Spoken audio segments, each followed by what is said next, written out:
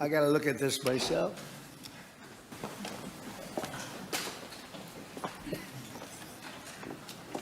Wow.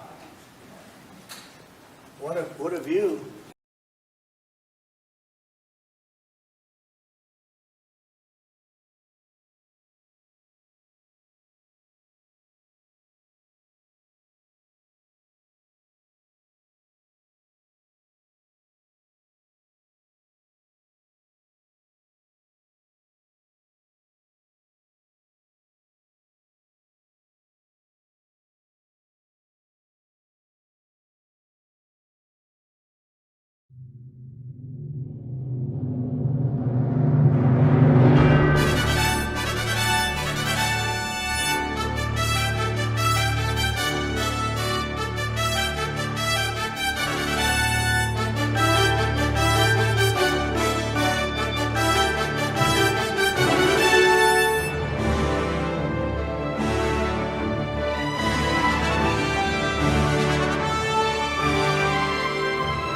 In a world of deceit, telling the truth is a revolutionary act. It's the David Knight Show.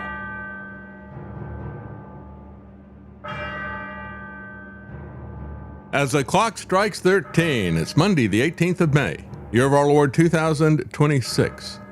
I want to thank Guard for doing such a fantastic job as he always does on Friday, and we're back. Everything is fine. But there's been a lot of stuff that is happening. We have Trump who goes to China and then comes back and throws Taiwan under the bus. We're going to take a look at that. And he has, of course, paused the immoral, illegal Iranian war. He's going to restart it next week. I think it's probably because of the Massey election. He doesn't want to lay down too hard on his warmongering right now, as he's got this Navy SEAL he's trying to push in, who looks more and more like a hired killer, a mercenary for Israel. And of course, he wants to draft everybody else. We're going to take a look at what that looks like in Ukraine when you've got an unpopular war. And of course, there is massive open corruption from the Trump crime family that has come to light over the last week. We're going to take a look at that, as well as the Associated Press decided they would celebrate the 250th anniversary of the Declaration of Independence and the War, Revolutionary War, by calling for bans on muskets. And of course, all of Trump's opponents are traitors. Well, the Trump administration admits attacking Iran for Israel, and it wants 500,000 Chinese students at U.S. universities. Now, this is coming from the New American, and they're absolutely right. And I look at this, and I look at some of the comments of people who say, well, you know, I just support, I think that Thomas Massey has opposed Trump too much. Well, Trump has opposed Trump. President Trump is in direct opposition to everything that candidate Trump said he was going to do. As I played for you last week, and of course we got the shows out of order. It was supposed to be on Wednesday, but we had it on Thursday.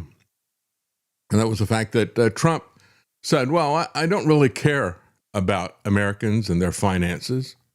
I only care about one thing. What does Bibi want? He didn't say that last part there, but he says, yeah, we got to get that uranium stuff. We got to get the nuclear stuff. Well, that is what Bibi wants. Let's just make it clear. That's what he was saying. I don't care about you Americans. I only care about what Bibi wants. And then he comes out and says after that, when he comes back, he says, oh, well, you know, it's just kind of a PR stunt, getting that uranium. We don't really need it. So there wasn't an imminent threat then, you're saying. And of course, we have seen this over and over again as both he and War Pete speak about the war.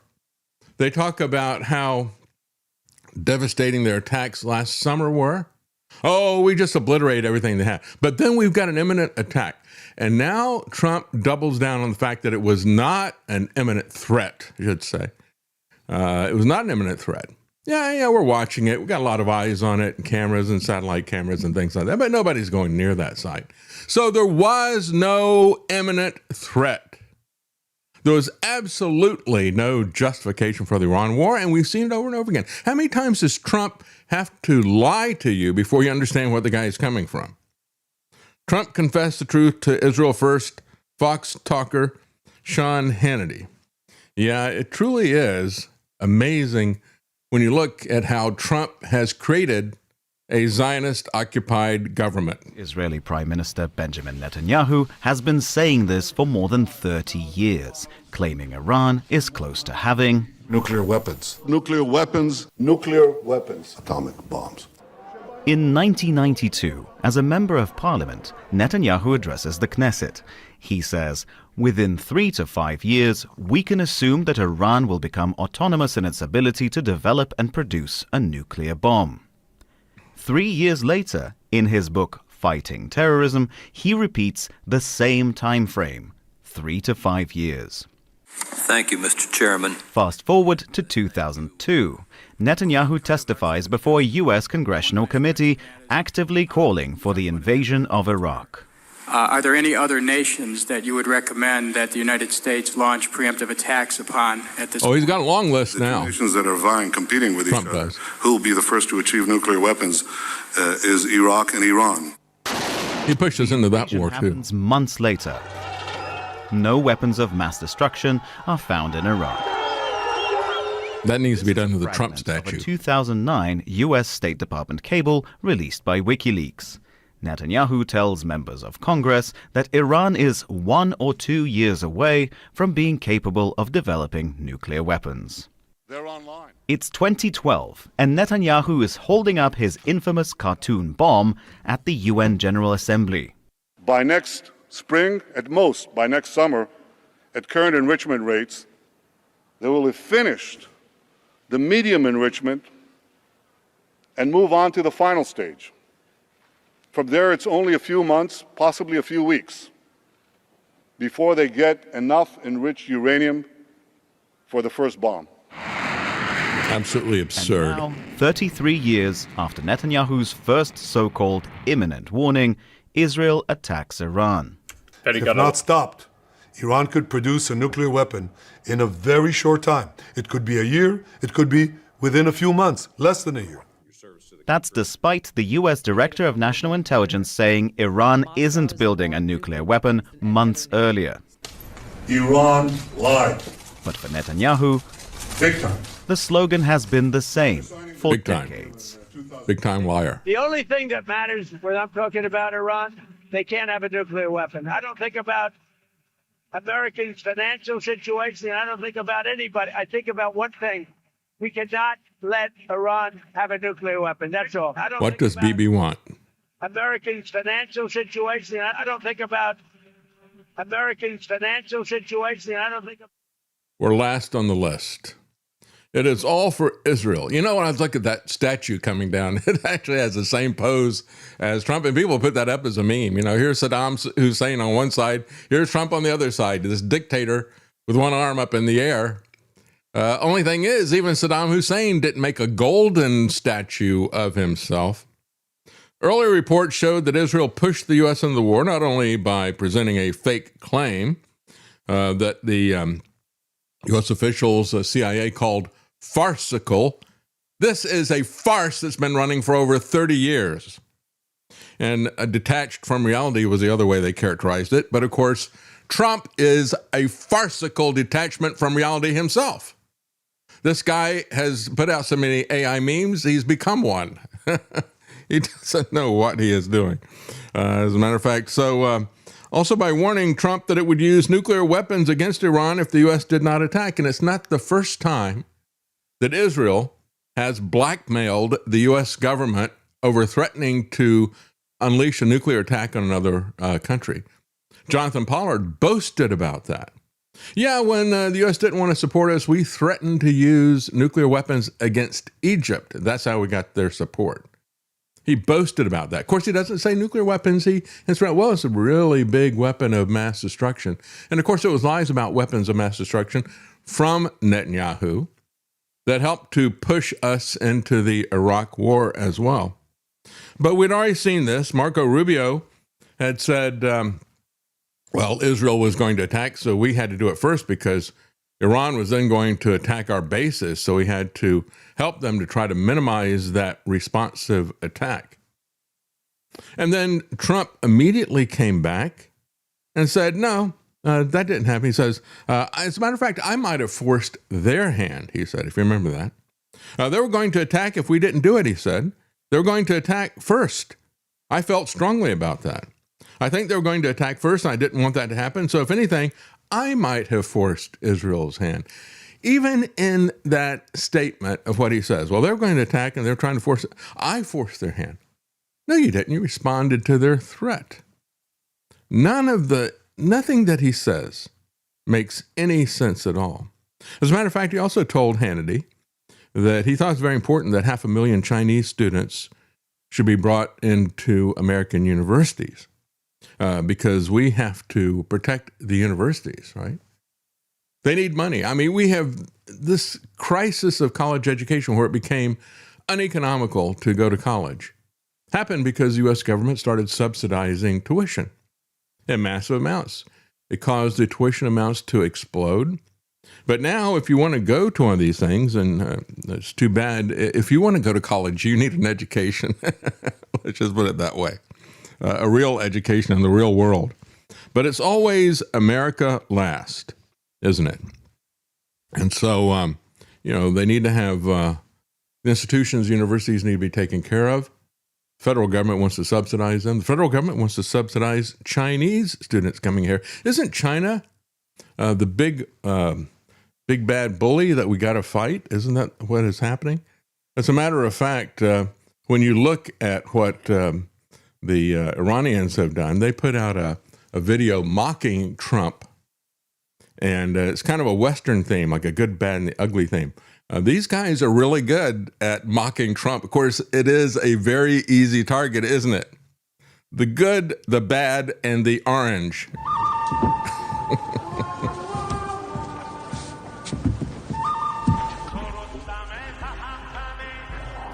There's a guy sitting in a bubble bath. Trump comes in gunning for him. Going to shoot him he's walking down the Strait of Hormuz, it says right there. Breaks in, pointing the gun at the guy in the bathtub.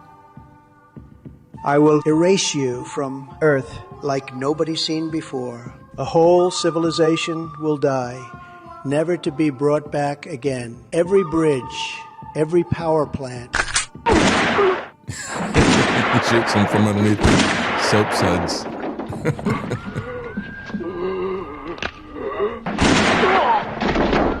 One more for good measure. When you have to shoot, don't talk. Yeah, Trump shoots his mouth off. That's the main thing that he shoots. He's a big talker, isn't he? The answer now makes sense given what Trump told Hannity, claiming that China, not the United States, needs the Strait of Hormuz open to oil traffic because he doesn't understand global markets. This guy, this businessman who bankrupted 6 casinos, has absolutely no understanding of global markets and global trade. That's why he has hamstrung us. As we played the report last week about the iPencil. He doesn't understand that even our domestic manufacturers need supplies that come from other countries. And he's not playing 4D chess. He's not even playing a good game of checkers. This guy is hurting our own manufacturers, and he doesn't even realize it.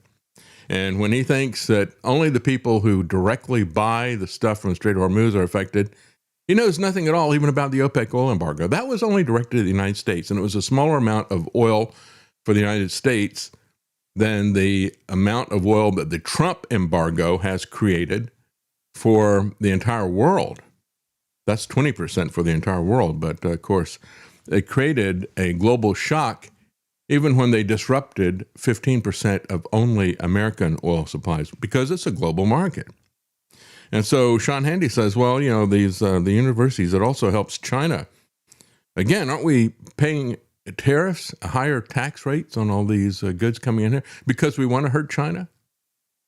And look at how that has backfired. China's exports went up by 30% after the tariffs. It's kind of like what Biden did to Russia with the sanctions. Didn't hurt them at all. As a matter of fact, it helped them. They were making more money and they were getting paid in gold instead of U.S. dollars after Biden's sanctions. Former U.S. counterterrorism chief Joe Kent said, you're paying ridiculous prices for gas, inflation is rising, and we are evaporating our weapon stockpiles. And he finally admitted why. And actually, that was Marjorie Taylor Greene who said that. She said, everybody needs to wake up. Yeah, you do. Trump also told Hannity that he isn't much worried about China's purchase of farmland in the United States, notably near military bases. Not a problem, right? He gave Hannity a bizarre excuse for permitting 600,000 Chinese students to enter the United States. He says, well, we got to bring them here because if we don't, they might build their own university system. And, you know, they might start selling DEI to people and critical race theory and other kinds of Marxist things that, you know, even the Marxists in China don't get into that nonsense. It's so obvious that this is designed to destroy our society. But of course, we got to support the American universities no matter what. He said, American universities will die. Good riddance, I say. If those students aren't permitted to matriculate. Of course, he didn't use the term matriculate. You know what that means. I don't think that Trump does. How American universities survived before the influx of the Chinese and other troublemaking foreign students isn't clear, says the New American. If you want to see a university system die, said Trump, take 500,000 people out of it. Well, I do want to see it die. It is a cesspool of propaganda and manipulation, and it has long ago stopped being an economical alternative. It's nothing but propaganda. It's not knowledge. So I do want to see it die.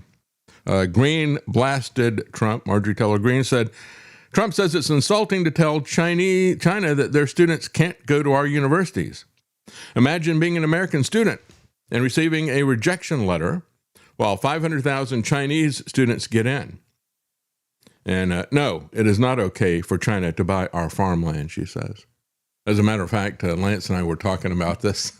There's an Asian guy who is suing, was it a company or a university for not letting him in? It was a university. Yeah, he couldn't get into the university because... Well, he was a professor at the university, and he was suing because his Indian boss or coworker blocked his promotion, and the method in which he used to block his promotion was by falsely putting on his HR report that he was white.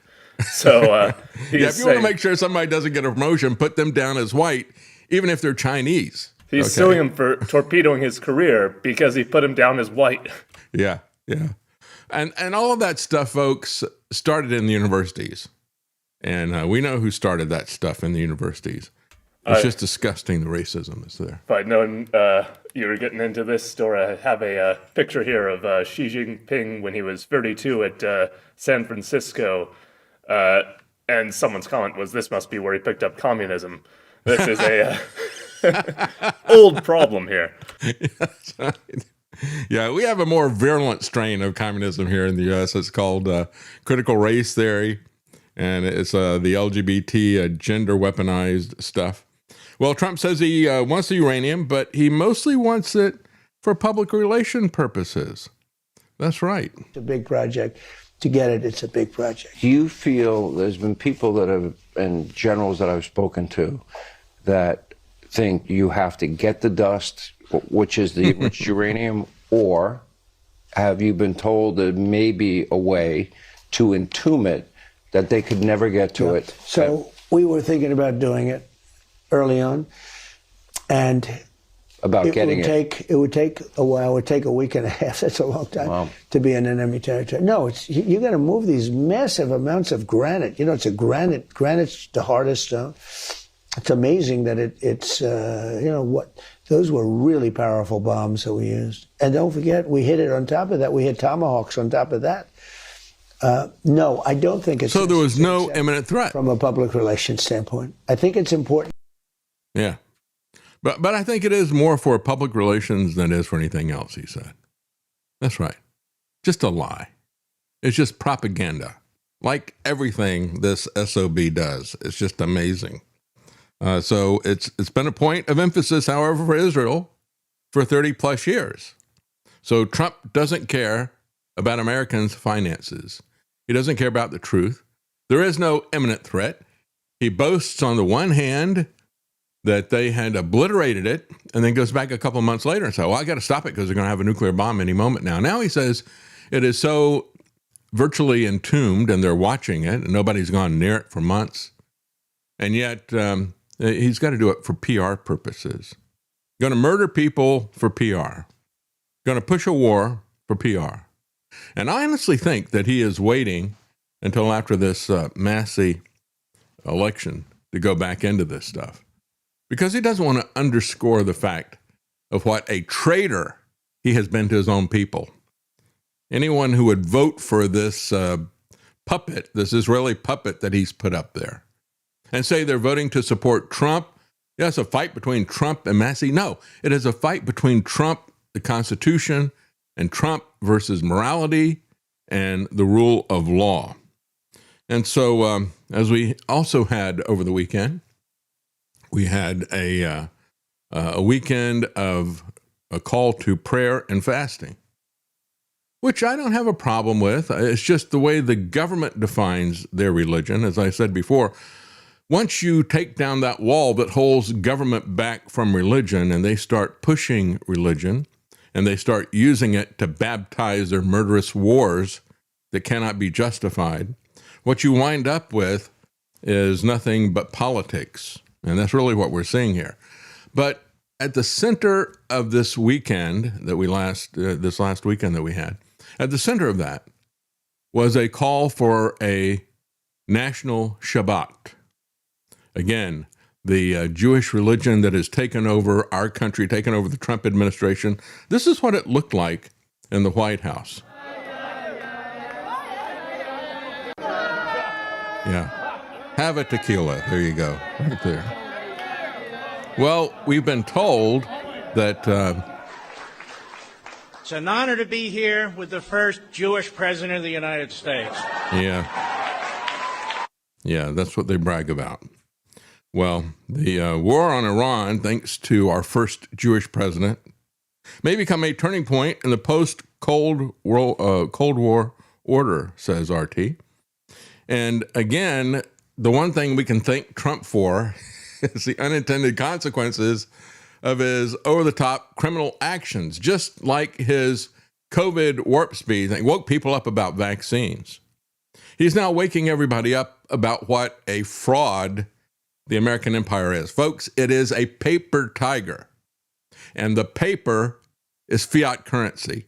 If it wasn't for the big military budget, which is based on destroying the foundations of America with debt, we would not be the threat that a lot of people perceived us to be. But now people are seeing that threat was just a paper tiger, a fiat currency tiger. So the Strait of Hormuz crisis has changed the calculations of every major power, says RT. Failure to achieve their objectives has already changed the strategic calculations of every major power. For decades, the instability of the Middle East was viewed as manageable. Conflicts were bloody, but they didn't threaten the foundations of the international system itself. Even at the height of the Cold War, the region was seen by the great powers as an arena for competition rather than a place where they would risk everything. But now this has changed for two reasons. First, the Middle East never directly touched the vital survival interests of major powers, but now it does because of the financial issues. Middle Eastern conflicts resembled a permanent wound in the international politics. Painful, dangerous, but ultimately containable. Now, however, the situation has changed. I would say that wound is starting to get gangrenous, right? Economically. And it all boils down to the fact that Trump doesn't do geopolitics. He does egopolitics. He doesn't do economics. He does egonomics. The most immediate consequences of this have been economic. They've demonstrated their capacity, the Iranians have, to undermine the foundations of global economic interdependence. The political consequence may prove even more significant. For decades, the U.S. was viewed as a power that was capable of imposing its will militarily almost anywhere in the world, even after failures in Afghanistan, Iraq, and Vietnam. But now this is a blow that they may not recover from. And I say they because I have absolutely no interest in being connected to the American empire whatsoever. Just like Rome, which was a republic before it became an empire, The same thing has happened here in America. And the American empire needs to die. Washington needs to go away, have its power ripped out from it. So it's going to have economic consequences. Why? Because it is a paper tiger. They've created this with massive debt. But the longer that this paper tiger roars and puts us further into debt, the greater the calamity will be when it finally inevitably dies. Despite devastating strikes against senior officials and constant aerial attacks the Iranian state has endured, no mass uprising materialized, armed forces continue to function, and the country's governing structures proved to be more resilient than Washington had anticipated. And I think it'll prove to be more resilient than Washington itself. This doesn't mean that Iran has emerged victorious, but it does mean that the old assumption of automatic American military supremacy no longer looks convincing. And again, we can go back to the what Goethe said. You're either hammer or anvil. In this particular case, the Pentagon is the hammer, but Iran is the anvil. And they are taking a beating, but they still look the same, basically. You can beat on that anvil as much as you want, but it's not going to break up. The attackers underestimated the cohesion of the state they were confronting. For the U.S., this was a war of choice rather than necessity, unless you see pleasing your Zionist masters as a necessity, which Trump and the Republican Party see it that way, and many Democrats as well. Iran posed no existential threat to American survival, but it does now. It does now to the survival of American hegemony. And if they keep going, Iran and other countries are going to develop nuclear weapons. They've got more of an incentive to do that now than ever before. And they will use those nuclear weapons to defend themselves.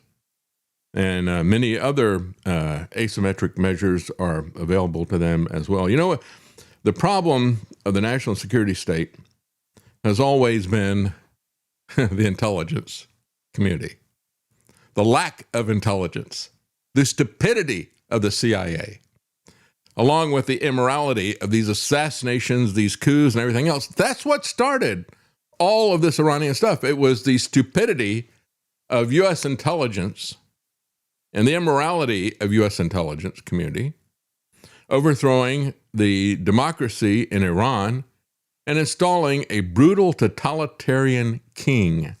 That's what Shah means in Persian.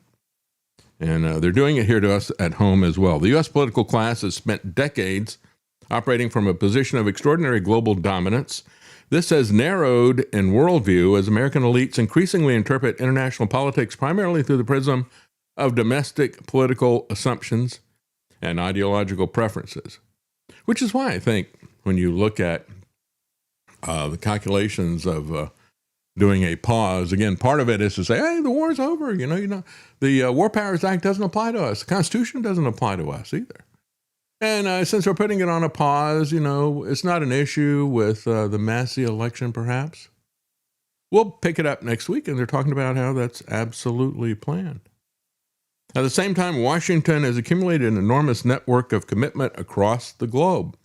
Maintaining them often creates pressure for exactly the sort of risky intervention that produced the current crisis. You see, our military industrial complex on steroids, which, again, we are more than most of the countries in the world spend on defense, they're not going to be happy until we spend more on defense with our paper tiger money than the rest of the world combined. And they're getting pretty close to that.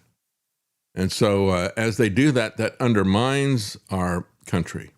And it also entraps us, as Pat Buchanan said. You know, we, with all these treaties and mutual defense agreements we've got traps set up all around the world to draw us into each and every conflict. And by the way, that's the point. That's what the military-industrial complex wants. They want us to be drawn in these conflicts. That's how they make money. They sell the weapons. They sell the replacement weapons when all this stuff happens. You humans are disposable. And, it's the money that they make from selling the weapons that's important. You are expendable. China, meanwhile, tried to maintain stable and pragmatic relations with the current American administration, but the attack on Iran, widely viewed from outside of the West as a blatant violation of international law. It is, just like Venezuela. And it is also a blatant violation of our domestic law and a blatant violation of our Constitution. And so it's getting harder for Beijing to treat relations with Washington as merely another economic negotiation. But even Saturday Night Live could see what Trump was doing when he came back from China.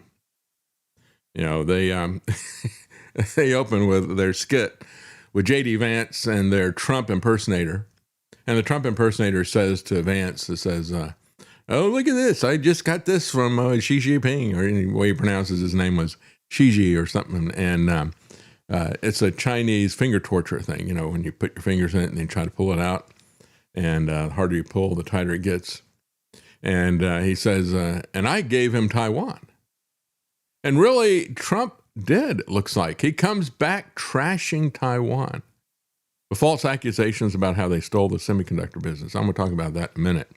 But it looks like Trump has gone through a bit of recalibration in his own mind as well as he sees what happened in the Strait of Hormuz. What's he going to do in the Strait of Taiwan? For Russia, the consequences are more complex than many would assume, says RT. Moscow has benefited economically from higher commodity prices, but Russia is not necessarily interested in a complete collapse of American influence in the Middle East. The Iranian crisis matters so profoundly, not simply because it's another Middle Eastern war, but rather a moment that has forced all the major powers to confront the uncomfortable questions about military force, economic vulnerability, strategic overreach, and the changing structure of the international system itself. As I've said before, Trump is a one-man fourth turning, a guy to bring us into a financial great reset, as well as perhaps a global war. The last fourth turning we had, the Great Depression and World War II. Prior to that, we had the Civil War, which was a massive revolt, and prior to that, the Revolutionary War. So here he is, right on time, and he is creating a civil war here at home between the parties, between different groups of people, and even within his own political party. Meanwhile, he is trying to establish a global depression yet again. Make depression great again. So there have been profound changes domestically, as we will see. And of course, what you've got now is COG, continuity of government, as well as the ZOG, the Zionist-occupied government. One guy is out there bragging about the fact that he is a goy for Israel. The guy's name is Matthias Dufner, CEO of Axel Springer, which is a suspected front for the CIA. He declares himself to be a Zionist, and he does this at the World Jewish Congress. This is who he is talking to. Why should Zionism be an idea and a goal that only Jews can embrace? I'm a goy. We can all kill people for land. Zionist. With all my heart, out of conviction, and with passion. First, we need a zero-tolerance policy towards open hatred of Jews. All anti-Semites, in word and deed, regardless of criminalized speech, must be expelled wherever legally possible. This is Israel's gift to us. British politician and Conservative Party leader Kemi Badenoch put it clearly and courageously, I quote, "Anything that's inciting violence against Jews has got to go," quote end. We need this statement and its consequences not only in Britain, but in every democratic country. Second, Europe should introduce preferential immigration and citizenship for Jewish families. In the US, approximately 7.7 million Jews live. That is 2.2% of the population. In the EU and the UK combined, it is roughly 1 million. That is 0.2% and 10 times less than in America. It is in Europe's. Well, and again, he goes on for 6 minutes. Actually, it was that clip there was his entire speech reduced to 6 minutes. I'm not going to play 6 minutes of this guy groveling before the World Jewish Conference. I think it's sufficient for us to understand, as Levin said. An honor to be here with the first Jewish president of the United States. That's right, and it's Israel that is buying Congress. Into whether Israel gets to buy seats in Congress. And what they found out is that my seats are really expensive. They've probably, when this is over, will have spent $20 million and come up short. So why is Israel the only country that gets to buy elections in the United States? Or does any other country get to? I've never seen Great Britain or Australia or even Germany play in our elections. That's here what in I the said United last States. week. But Israel gets so much from the United States. It's a one-sided relationship. They get us to be their proxies in wars that they want against their enemies. They get our military assistance, they get our technology, they get our bombs, they get our tax dollars. And I think it's a very one-sided relationship. At least with NATO, we pretend that they would come to our aid someday if we needed it. And even that's a ruse.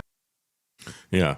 So, just like this guy was saying, Matthias Döpfner says, I'm a goy and I'm a Zionist. And he ends his speech with, we shall all be Zionists. Well, no, we won't. As a matter of fact, we have seen the evil of prolonged civilian attacks, and we've seen their genocidal intentions, not only by their actions, but also by their words. And when we oppose that, as he said, you need to have your speech taken away from you. You need to be canceled. And so he demands to shut people up by censorship as they drag us into war. I think we've had enough of this. And remember, it was Donald Trump who prostituted himself to Israel. He says to them, well, it used to be that Congress was owned by Israel, and rightfully so, he said. Rightfully so, to be owned by a foreign government. As I said, imagine we had a situation, I said this last week, imagine we had a situation where Germany is getting billions of dollars a year from the United States government. And you have anybody who says, I think this foreign aid stuff, we just can't afford it. Look at the massive amount of debt we got.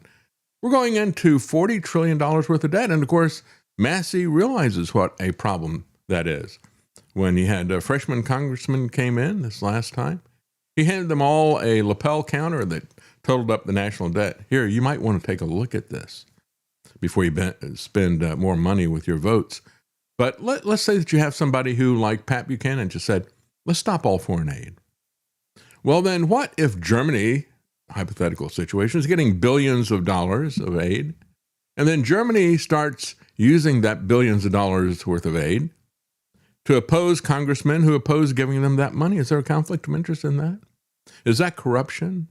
Is that criminal? A criminal fraud against our country? Yes. And, quite frankly, that is exactly what is happening. But just understand that according to Mark Levin, if you are not on board with Zionism, you hate the Bible. This is our country. We're celebrating Zionist. our country. Every July 4th, we're celebrating the principles that undergird our country. If you reject Judaism and you reject Christianity and you reject the link of the two, you reject the Bible. If you reject Judaism and Christianity and the brotherhood and the sisterhood of the two, you rejected Christ. You reject the Bible. Founding, you're rejecting our country. You're pushing some other agenda. I do reject your country. I do reject Israel. And I reject the American federal government as well. But the bottom line is, when you look at it, it is, again, we've heard Gerald Celente go off about the Ashkenazi, but there is a biblical reason to push back against this. J.D. Hall has a very interesting expose, and it is the Bible itself exposes the fact that the Ashkenazi are not Jewish, not by ethnicity. And when you look at the fact that they have created a racist ethnic state as an excuse for their land grab That is a reality that is very important. They don't want people genetically tested, but it goes beyond that. And there have been several Israeli geneticists and people who are historians who have pointed out that these people called Ashkenazi, not because they're Jews that went to an area that was called Ashkenazi, but because they were Ashkenazi in another area, as the Bible points out, descendants not of Noah's three sons, Shem, Ham, and Japheth. And of course, the Semitic line came from Shem. The Indo-European line came from Japheth. And the Ashkenaz came from that line, not from the Semitic line, according to the Bible.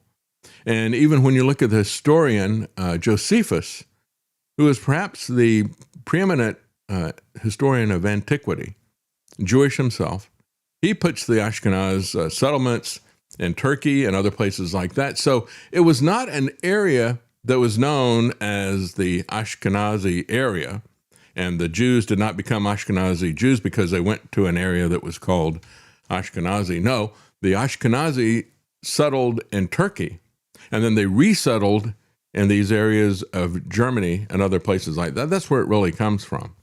And so he points out there is a Israeli. Let me see if I can find this here, because I am summarizing everything else. It's quite long. If you look at J.D. Hall, his Insight to Incite, that's INSIGHT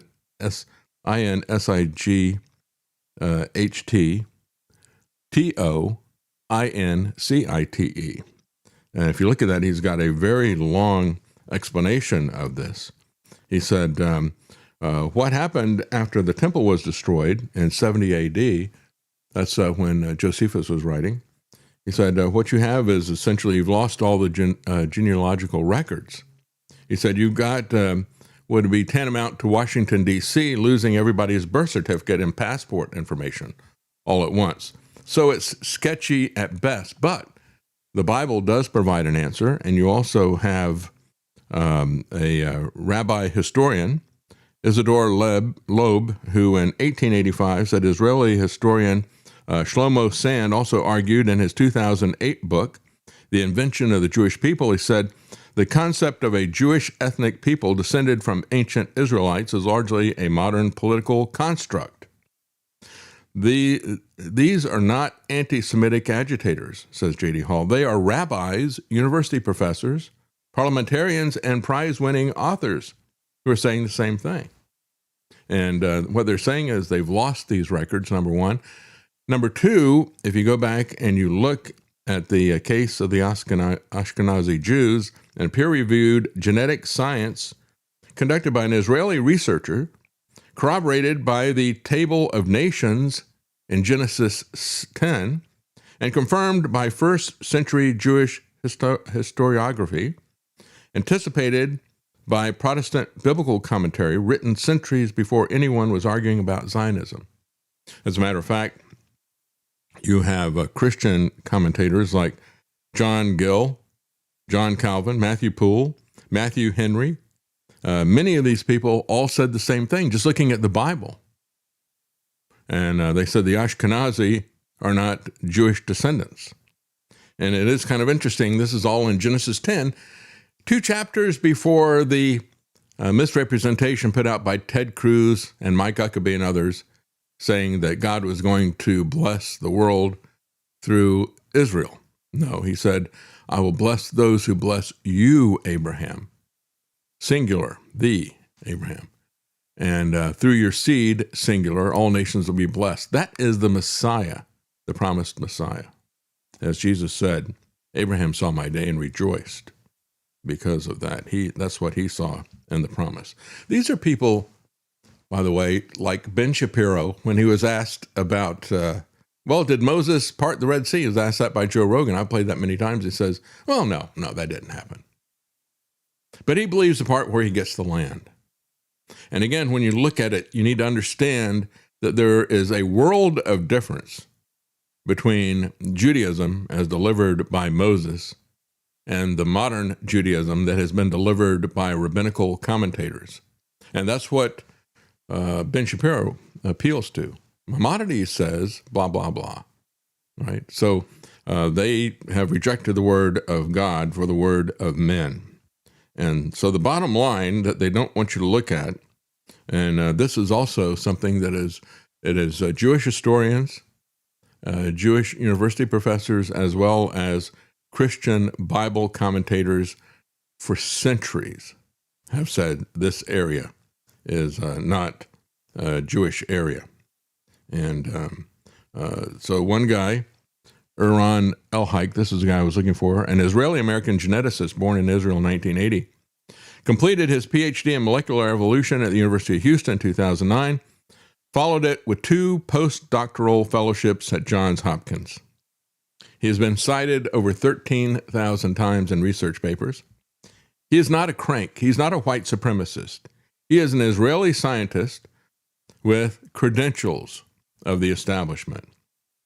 And he decided he would investigate his own people's origin story. His findings are not too complicated to summarize. Using a method called geographic population structure analysis, he traced the genetic origins of the Ashkenazi Jews and localized the majority of them to a specific region, the ancient trade routes of northeastern Turkey. His conclusion was the primary source population for Ashkenazi Jews was not Semitic Israelites that were dispersed from Palestine, but rather Greco-Iranian converts to Judaism, living in Anatolia, with the conversions occurring in the early centuries after Christ. And again, he was attacked by the Jewish establishment, this guy who was an Israeli himself. So the bulk of Israelis would not have a land grant for Israel if such a thing even existed. It does not exist in the Bible. It is a false construct in the Bible based on false genetic constructs as well. So first, they have a foundational claim that is demonstrably false that Ted Cruz and Mike Huckabee put out there. Then on top of that, they have a false genetic claim. That is where we are with Zionism. It is simply a land grab. It is simply murder for land. It's what they're looking at. And so, again, when we look at the influence of Israel, we're told that Israel is the basis of Western civilization. That's what Mark Levin and others want us to believe. Our declaration is based on Judeo-Christian belief systems. There's simply no question about this. In fact, I want to recommend to you... Hey, you know what? If you don't believe in Christ, shut up about Judeo-Christian anything. The Christian roots of American liberty in this excellent book.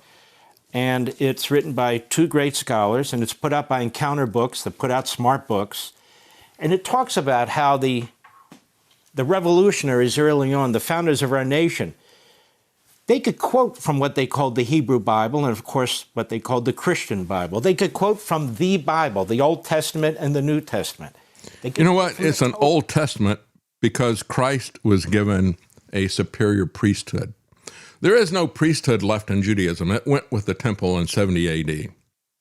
There is another priesthood, which even at the time of the New Testament writers was a superior priesthood, the priesthood of Melchizedek. And of course, Brian Shulhavy has a long article on his site, The Non-Jewish High Priest Office of Jesus Christ in the New Covenant and the Priesthood of All Believers in Christ.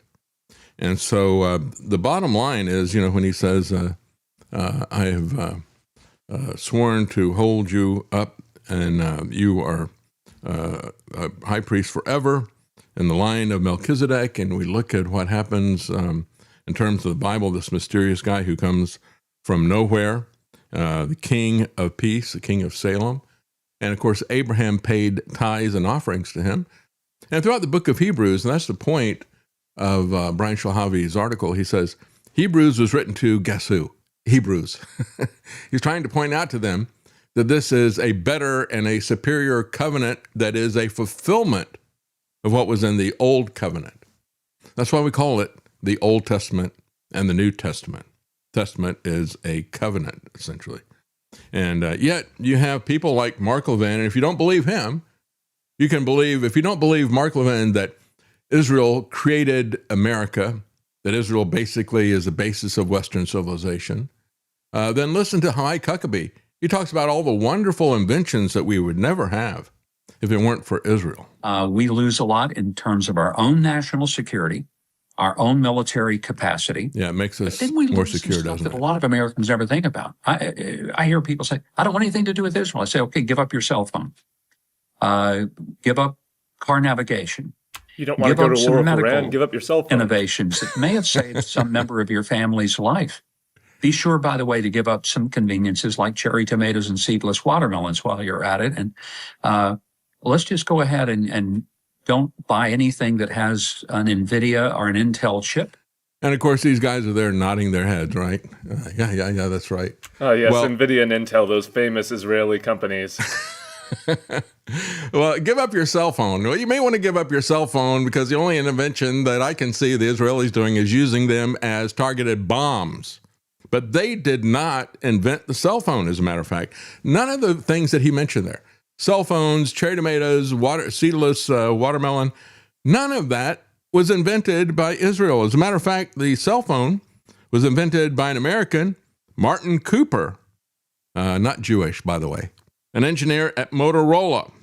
April 3rd, 1973, he made the first public call from a portable prototype New York City sidewalk. While early mobile communication concepts and car-mounted radio telephones existed prior to this, Cooper's invention was the first truly portable handheld device. He did it for Motorola, an American company. It was done by an American engineer, trained in America. It was not an Israeli gift, as a matter of fact. It was 50 years ago that he set us down this path. And what about cherry tomatoes? Well, Mike Huckabee is as wrong about cherry tomatoes and cell phones and seedless watermelon as he is about the Bible and about the idea that Israel makes us safer in terms of national security. Cherry tomatoes were not invented by a single person. They were originated from wild tomatoes native to South America, Peru, Ecuador, Chile. First domesticated in Mexico, about 700 AD. So it was Mexicans and South Americans who gave us cherry tomatoes. And it is to say that you modified something, perhaps they did do some genetic modification, but to say that because you modified something, you created it is the greatest stretch that you can have. What do you want to say, Lance? Well, I mean, if you don't want to go to war for them, then you should stop eating this thing that was developed in Mexico hundreds of years ago. That's right. I would give up my cherry tomatoes and my cell phone if we could have peace rather than dragging us into yet another war. Maybe they invented spying on the cell phones. Yeah, there you go. Well, and of course, then there's terms of spying. Let's talk about GPS. GPS was not invented by a single individual, but it was designed through the collaborative efforts of the U.S. Department of Defense and several key engineers. You got people like Ivan Getting, who is not an Israeli. He proposed the foundational concept of a satellite-based positioning system, and he was the founding president of the Aerospace Corporation. Then you got Roger Easton, not an Israeli. He developed the Timation system, which introduced critical technologies like precise satellite clocks and time-based navigation. Bradford Parkinson, not an Israeli, known as the father of GPS, he integrated various technologies into the Navstar system, and he led that program for the Department of Defense from 1972 to 1978. And then you have Dr. Gladys West, a black woman who, by the way, is not an Ashkenazi Jew. Huckabee needs to look this stuff up. These are all Americans working for the Defense Department. So again, Roger Easton is listed as the sole inventor on the original GPS patent, but is widely recognized as a joint achievement of many different pioneers. Then we go to seedless watermelon. Where did that come from? Well, that was invented 50 years ago in Japan. Professor H. Kahara, who published an article on triploid watermelons. In other words, That is a genetic term talking about how they propagate them without seeds. So again, when we look at this, Huckabee has become an amazing instrument of disinformation, confusion, and outright lies in terms of everything that he says. But we should understand, as Christians, the superior order of Christ's priesthood, how the Old Testament was replaced by a superior New Testament, that the New Testament was concealed in the Old Testament, revealed in the New Testament, and it is a fulfillment. People want to talk about a replacement. It is a fulfillment of what was always planned. The Lord has sworn and will not change his mind. You are a priest forever. Now, this is coming from Psalms, and of course, this is what David was talking about when he said, the Lord said to my Lord, sit at my right hand. And Jesus pointed out, he said, so who is he calling his Lord? And who is being set at the right hand of God? This is going back to the Hebrew scriptures that are there, which are basically talking about Christ. As Jesus said to the scribes, he said, you search the scriptures, the Old Testament, thinking that in them you have eternal life, but they testify of me. And this is why I say we can look at all the geological proofs, we can look at the archaeological proofs, we can look at the astronomical proofs of God, we can look at DNA and things like that, microbiology. But I think one of the best proofs you'll ever find is the Bible itself. That is the real value of the Old Testament, that it testifies of Christ. That we should not lose track of. And we should understand that if you want to talk Judeo-Christian, it ends with the New Testament, which they reject. So don't let them pull that nonsense on you. We're going to take a quick break, and we're going to be right back. Stay with us. The seed in our homeland, boys, let it grow where all can see. Feed it with our devotion, boys, call it the Liberty Tree. It's a tall old tree and a strong old tree. And we are the sons, yes, we are the sons of liberty.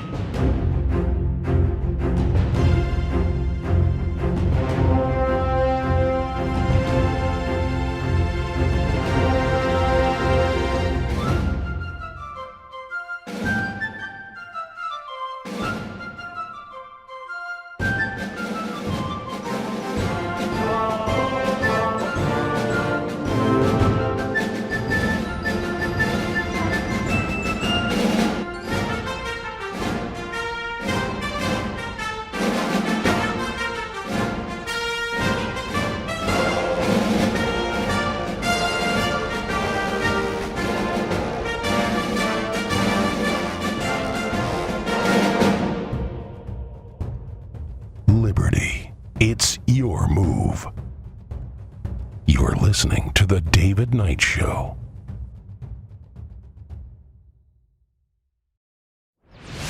Tell Alexa to add the APS radio skill and have access to the best channels anywhere. From country to blues, classic hits to news, APS Radio curates incredibly diverse playlists for you to enjoy. Get details at apsradio.com. Welcome back, and we got a lot of comments here. Let me read some of these. DG8 says, David, the Massey primary is a turning point in U.S. history. Can foreign lobbyists, the Epstein class, and the D.C. swamp run out Massey, who has a 99% constitutional voting record? If they can, it is dangerous times. Well, I think you're absolutely right. You know, we look at what is the proper way to oppose Trump. In one word, Massey. We don't have to turn to the Democrats right now at this point, because the Democrats are going to do a lot of the same horrible things that Trump does, and they've got their own additional horrible things that they will do, because Trump is basically a Democrat. He is a New York City Democrat, and he takes the traditional positions that Democrats have always taken. The idea that we're going to tax our way to prosperity, constantly pushing us into wars that he promised never to get us involved in, just like Woodrow Wilson and FDR and others like that. So this is the point. You can stand with conservative principles and stand against President Trump. And if you're doing that, you're standing with candidate Trump, because candidate Trump lied to us and told us he was a Republican and he was for peace and prosperity and he is not. And he has set himself against the Constitution.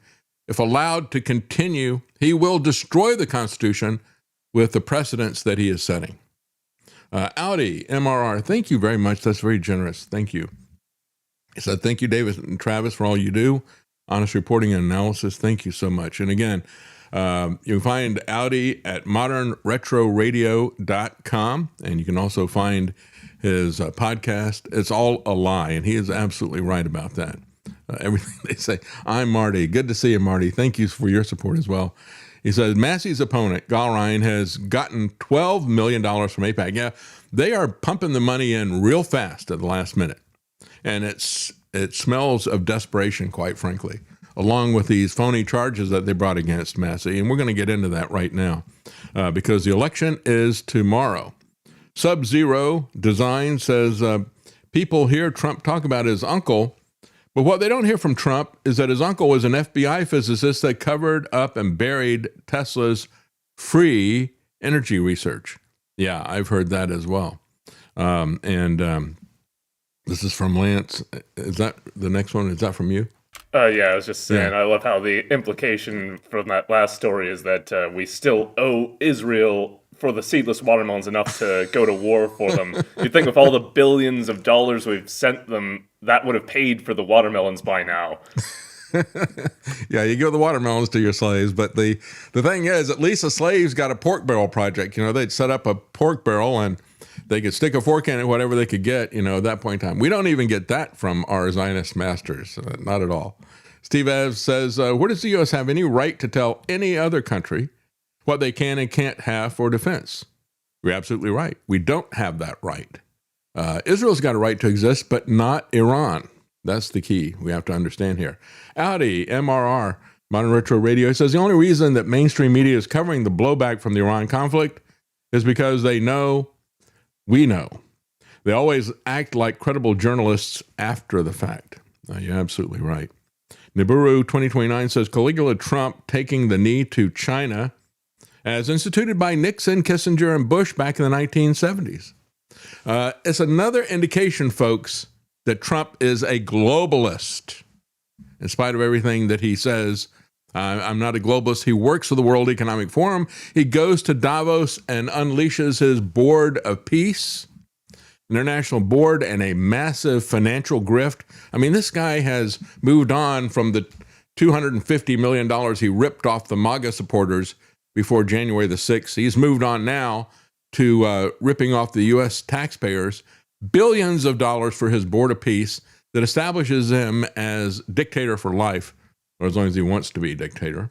Baru 2029 says banks will begin to offer zero interest rates to those who purchase, who basically get suckered, and to Chinese EVs subsidized by Marx American taxpayers and Trump executive orders. Yeah. You could even argue that maybe that is his long-term plan in terms of disrupting energy markets. Because we've already got people with a lot of money, and they don't really care how expensive EVs are. They're buying the high-end EVs. They got Cadillac EVs. They're starting to sell like they haven't before. Because the uber rich say, well, I don't want to sit in a gas line. I don't want to see this thing ration. So let me just go buy a Cadillac EV. Many of us don't have that option financially. And so now what Trump has done is he's brought range anxiety to internal combustion engines, which we never had before. Thank you, globalist Trump. Audi MRR says SNL is critical of Trump only because the stage is being set for the next Obama DNC savior. Not falling for that scam again. Yeah, you're right. And, you know, of course, I think that is also part of Trump's mission. Trump is destroying the Republican Party and it's their own fault, because they follow this guy slavishly, devoted to him, doing anything that he says. You see this with Mike Johnson on down. The only exception to that is Thomas Massey. The rest of them have thoroughly discredited and embarrassed themselves. And they're going to find that Trump is an albatross around the GOP, may destroy it. In the same way that Jimmy Carter was an albatross around the neck of the Democrat Party for generations. And I think you're going to see that with Trump and the Republicans as well. They deserve to be discredited if they're going to tie themselves to this guy. So Bogus says, no matter who you vote for, you get BB. That's right, except for Massey. Patty Wack says, if the Jews didn't make it, the African Americans did. Or that's what every influencer posts. That's right. Well, let's take a look at the elections, because we had one last week and we got another one tomorrow. We have the Massey election tomorrow. Last week, we had the Louisiana Senator Cassidy, Bill Cassidy, lost to and Trump endorsed challengers. And so Trump is taking a victory lap with that. But I got to say, Cassidy had a lot of issues. He was Mr. Vaccine. This guy was a pharmaceutical whore, if ever there was one. And you could see it in terms of the way he would attack people that were being brought up before his Senate committee for HHS, whether it was RFK Jr. or other people. You could see what a sold-out prostitute for vaccines Cassidy was. There's when I look at him, I see there was a state senator in California, he's probably still there, Senator Pan, and he's a physician as well. And he would do anything and everything for the vaccine industry.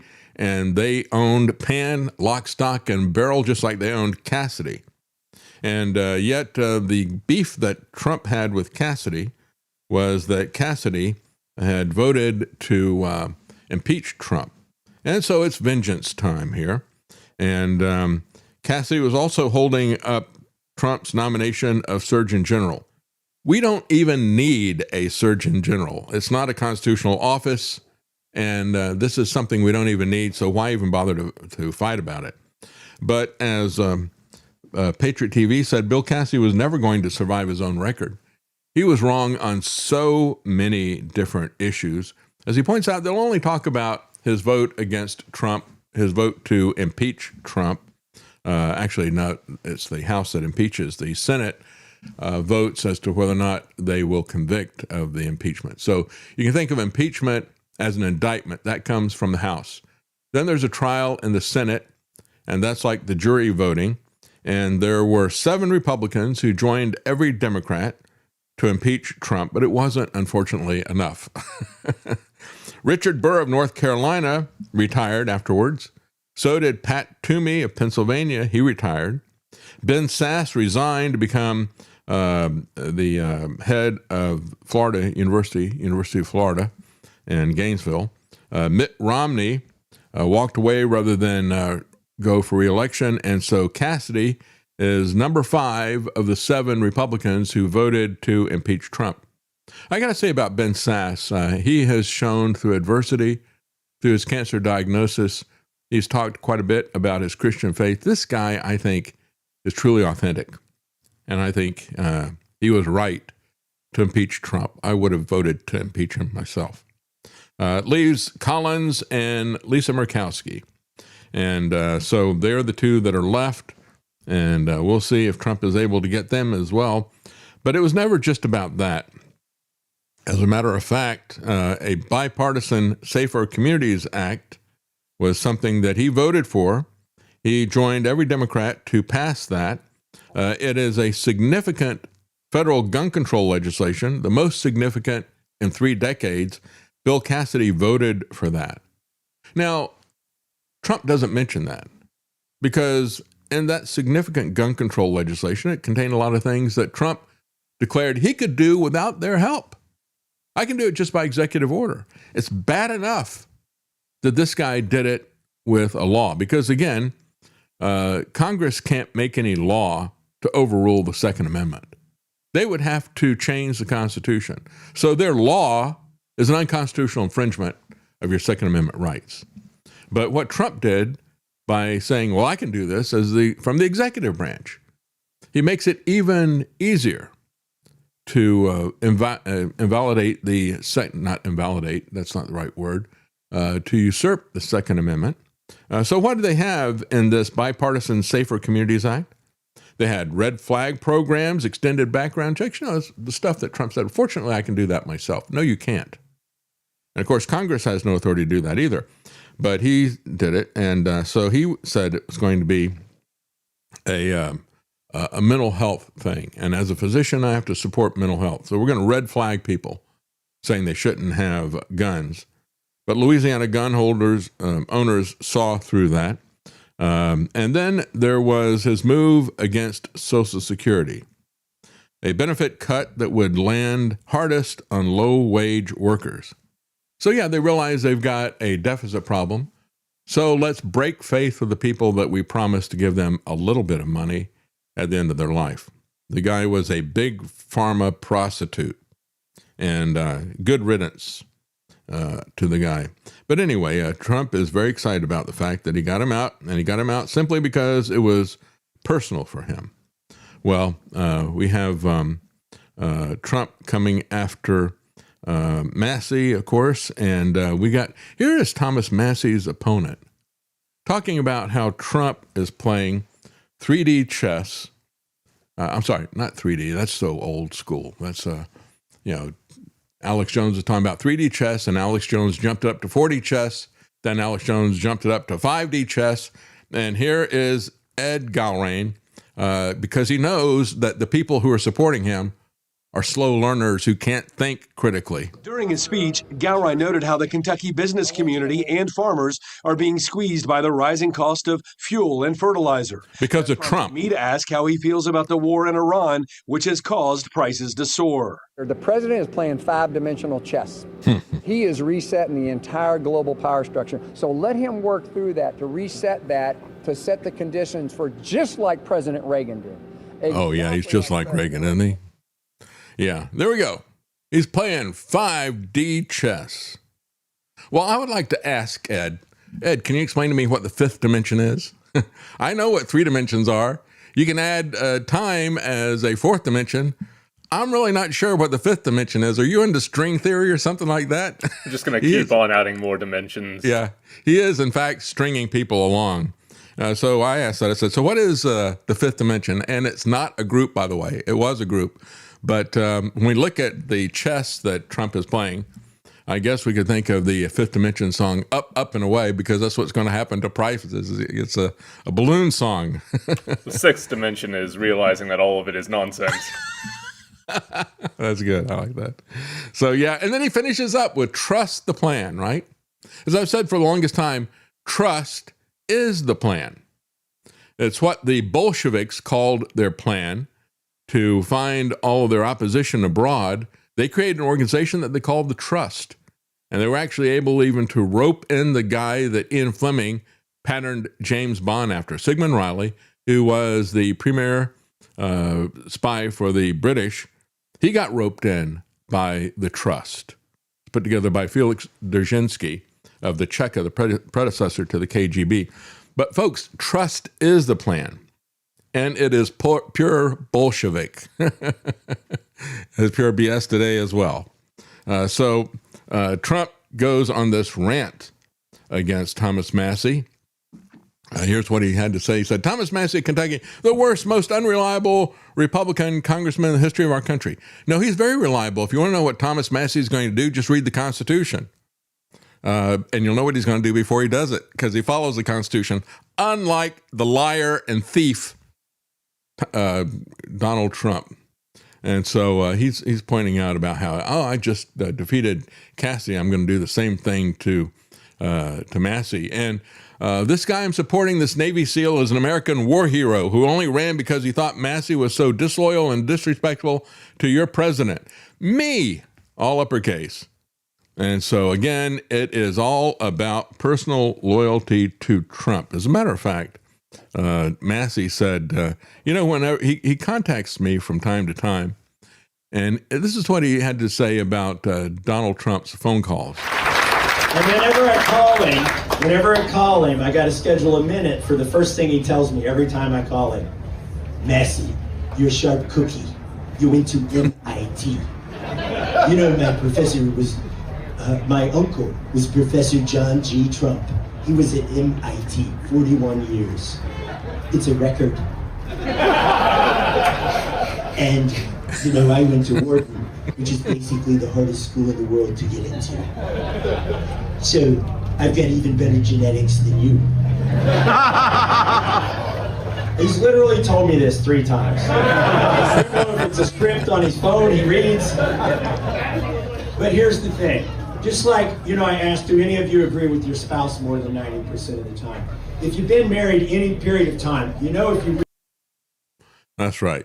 There are real substantive issues. It's not just about personal loyalty, but it is about that for Trump. Because you had Boebert, who has endorsed and campaigned for Massey, fellow Republican, right? You want to talk about Ronald Reagan, Ed Gowrine? Well, what did Ronald Reagan say? He said, well, the 11th commandment is you don't trash other Republicans. That is what Trump does. That's what Ed does. That's what they're all about. So he's threatened to pull his endorsement from Boebert, calling her weak-minded because she supports Thomas Massey.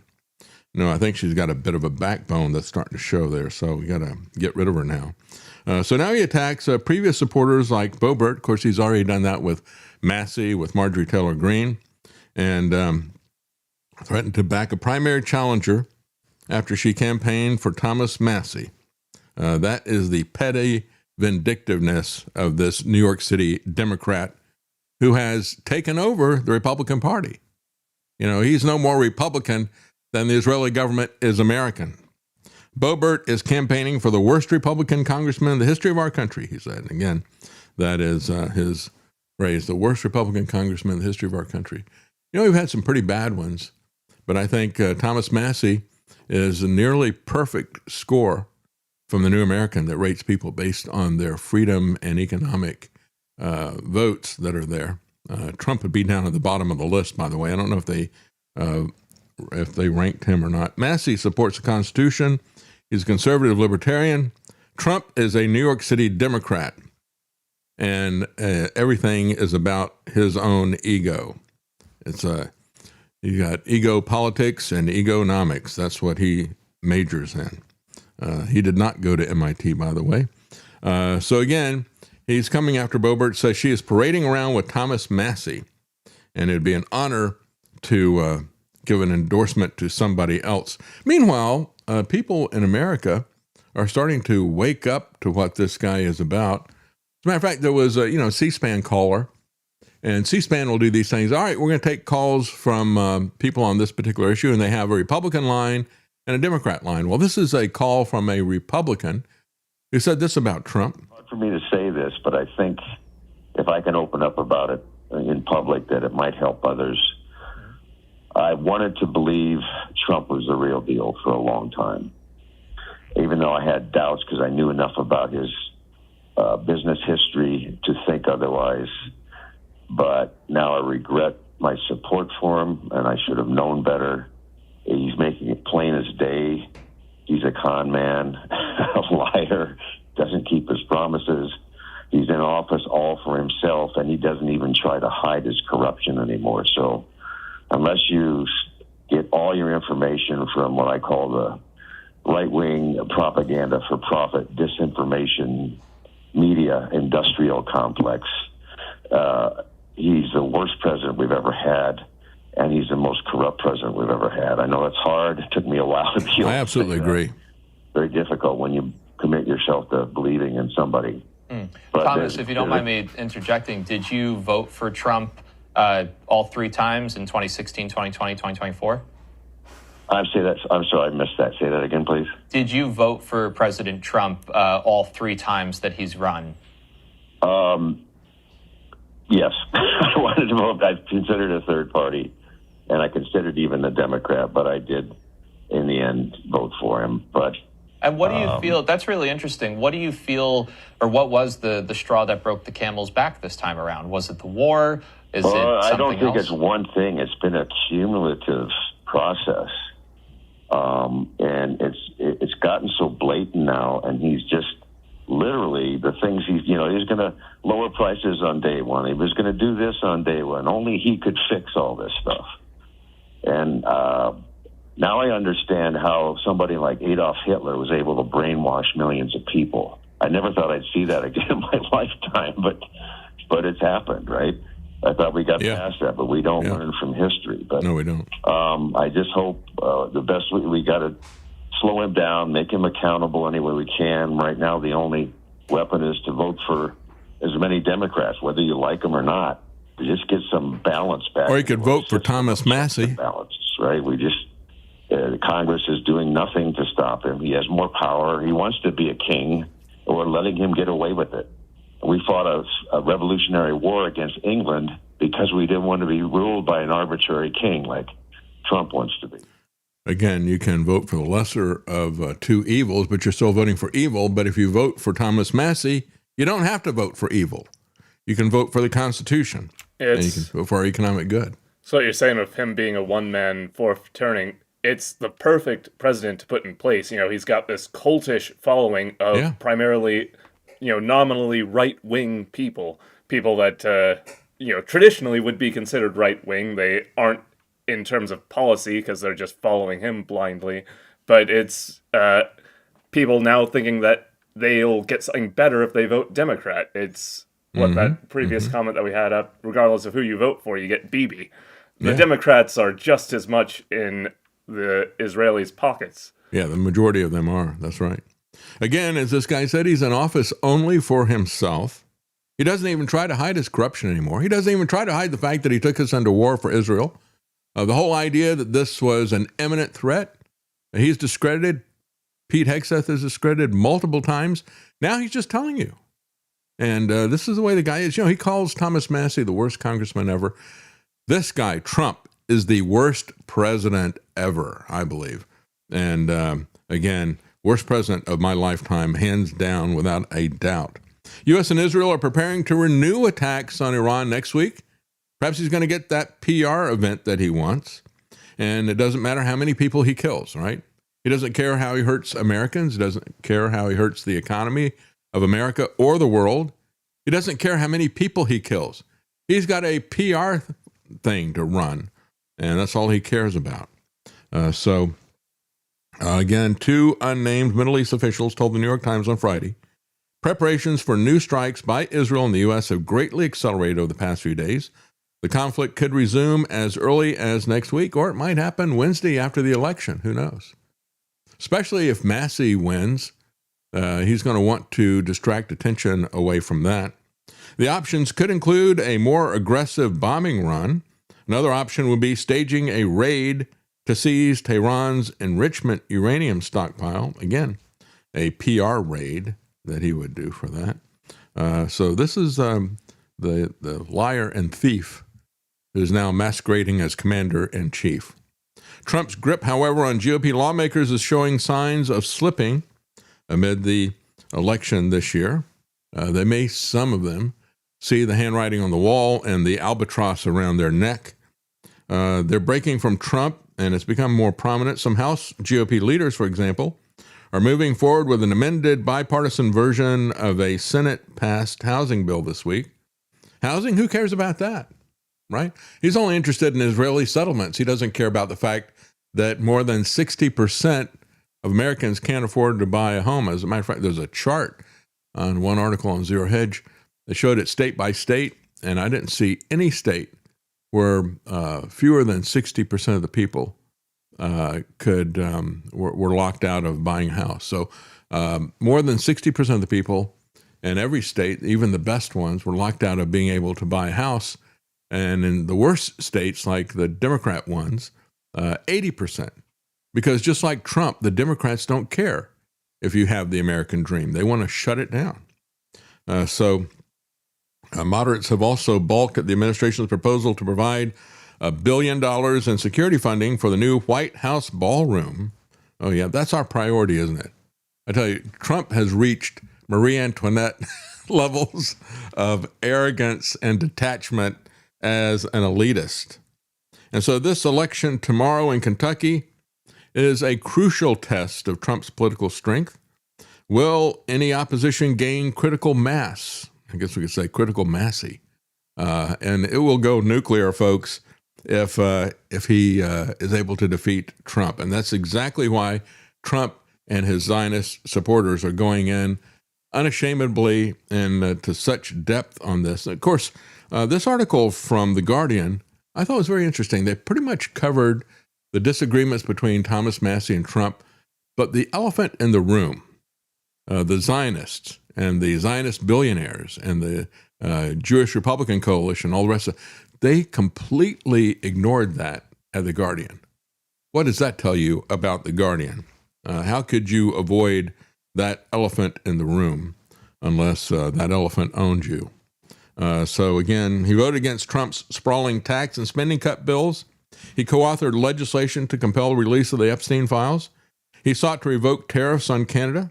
He joined Democrats in opposing Trump's decisions to attack Venezuela and Iran without congressional approval. He said bombing a country on the other side of the globe won't make the Epstein files go away. And so, again, that is good, but it is not the central issue that is funding the opposition for him. So they came up at the last minute, we saw last week, with a smear on him, which Reason did a great job of debunking and pointing out what a hack attack that was on him. But it was pretty obvious for anybody who follows politics. We've seen this game played over and over and over again. One of the most obvious ones actually was against John McCain, who I loathe in terms of the fact that he was always pushing for war. But when he was running for president, immediately before the South Carolina primary, they did a smear campaign saying that he had an illegitimate black daughter or something. I think it was somebody that they had adopted. And again, it was demonstrably false, but they put it out right before the election, which is what they did with Massey as well. Whenever you see something like that has been around for a while and they throw that out at the last minute, you know that this is a political hack attack. Nevertheless, what you saw in response was that Massey's Polymarket people were placing bets as to whether or not he would win, and it was very high that he would win, even though the other polls, the traditional polls, show that it is a very tight race. He used to have a 5-point lead over Ed Gallrein, in spite of the fact that they had millions, tens of millions of dollars given to them. But then when this lie hit, and again, saw the same thing done to Frank Nicely, one of the most childish attacks I've ever seen. Massive amounts of money out of state to pay for flyers showing pictures of Frank Nicely with Biden, and it wasn't even a good Photoshop job. Of course, it was before you had the AI graphics capability. And it's very childish what the accusations they were making against him. Frank Nicely was like Thomas Massey, a libertarian conservative. He was about free markets and freedom. As a matter of fact, Frank Nicely, during all the COVID stuff, he put through and got it passed a bill to allow people to buy ivermectin over the counter without a prescription. That's the kind of guy he was. And so the out-of-state interests, which may have been pharmaceutical, who knows, he offended enough people. As a matter of fact, he put in a bill to stop out-of-state money. The other Republicans didn't support him on that because they won it. And so the out-of-state money organized against Frank Nicely. And the guy that they put in, just like Ed Gallrein, had absolutely no issues that he talked about on his website. And he certainly didn't want to talk about his background. And we have seen that with Ed Gallrein. He has padded his resume in terms of his military service as well. But again, with Massey, you can support a principled opposition to Trump, not settle for an evil, pro-LGBT, totalitarian taxation and control state by the Democrats. That's the bottom line takeaway from all this stuff. Trump carried his district, Massey's district, with 2/3 of the vote in 2024. Massey, however, has won the past 3 primaries with 3/4 of the vote. So he has stronger support than Trump in his own district. For many loyal Republicans, the men's feud has created an astonishingly personal choice. Well, the feud is all coming from Trump's side. Just look at how he's turned on MTG, Marjorie Taylor Greene, and on Boebert, and anybody. And why? Because the Epstein thing. You want to talk about a low life. That is the ultimate projection from a low-life billionaire like Trump, who hung around with the Epstein crowd. You can't get any lower life than that. So these are some of the crazy quotes that you see from people as The Guardian was going around. One guy who voted for Trump 3 times says, well, I've coached football, and if every coach agrees with each other, then I think there's something wrong. That's right. There is something wrong in the Republican Party. Something is rotten there. There has to be somebody that disagrees with something. However, they talked to some other people. A guy who's 57, he said, Massey is a rhino. He votes against Trump far too frequently because Trump is now the Republican Party, you understand, right? And That is the amazing thing. When you look at a rhino is somebody who espouses Republican principles and then votes against them when they get into office. Doesn't that describe Trump to a T? I guess you could say he's a Tino. He's Trump in name only, right? Anyway, the guy says, Massey should have voted with the president. Yeah. How dare you not vote with the president 100%? How dare you stand with the Constitution against Trump? If he wants to stand on principle, more power to him, because he's going to find out that he loses his seat. That's what the Republican Party has become. That's what MAGA has become. You stand on principle and we'll throw you out. You stand with Trump because he has no principles. Again, he said, everything that's proposed to him, he votes against. Well, those are things that are proposed by Trump. He says there's got to be a reason, and he doesn't want to share those reasons. Well, no, actually, Thomas Massey does share the reasons. It is Trump who doesn't want to debate. It is Trump's hand-picked puppet, Ed Galrein, who is afraid to debate. He's the one who's afraid to give any reasons for what he wants. And again, the Republican Party is primed for extinction, folks, and rightfully so. I think it's kind of interesting, and they talk about that in this article, and I've seen video clips of it. Thomas Massey built his house, and it's a big house. Timber frame home, 4,400 square feet on a 1,000-acre farm. And he was showing off the some of his masonry work that he did with the ovens and fireplaces and stuff. And I was very impressed with what he did. I couldn't do that, quite frankly. I don't know how to build a timber frame home even in my best days, to be able to get up there with that stuff at that elevation. But it is interesting. And he did it by hand, which is better than Jefferson. Jefferson used slave labor to get this stuff done. He's off the grid. He's got a repurposed wrecked Tesla Model S battery that he uses, a rainwater collection system. He's a farmer. He has spoken out for our freedom to be able to grow our own food and to support farmers who grow their own food locally and not have to go to USDA slaughterhouses and that type of thing.